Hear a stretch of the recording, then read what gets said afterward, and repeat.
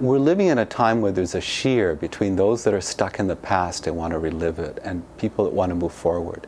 And the sheer is the politics we see. I think that it would be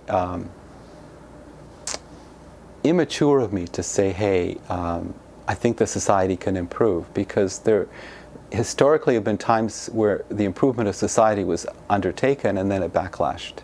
You know, you can only pull the elastic band so much.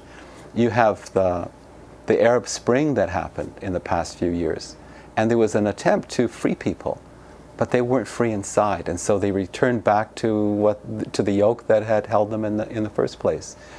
We can only free ourselves, we can only move forward if we can free ourselves inside. And there are different kinds of people that are stuck different ways, have different karmas going back into past lives. It's not possible to move them all forward. There's just too much karma to work through. It's unrealistic.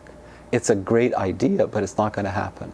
What can happen, though, what is realistic, is to move pockets forward and to allow the pockets to be sustainable. And then you can move the rest of it forward. I'll give you another illustration of what I'm talking about.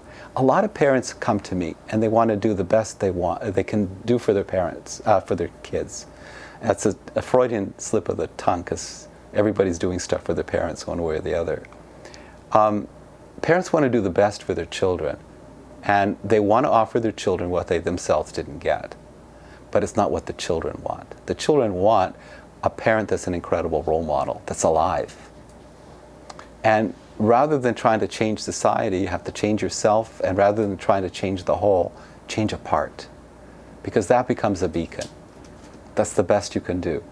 Because if you try to do more, it'll fall apart, and you have no beacon.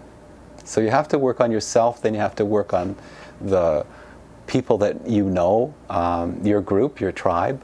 And we do live today in tribes because of the internet. People kind of congeal to their own kind of interest groups.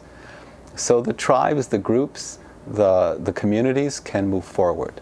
And if they can sustain themselves and protect themselves, they're a beacon. But you can't do more than that. That's as far as you can go. But that's a lot, and that tells everybody else what to do.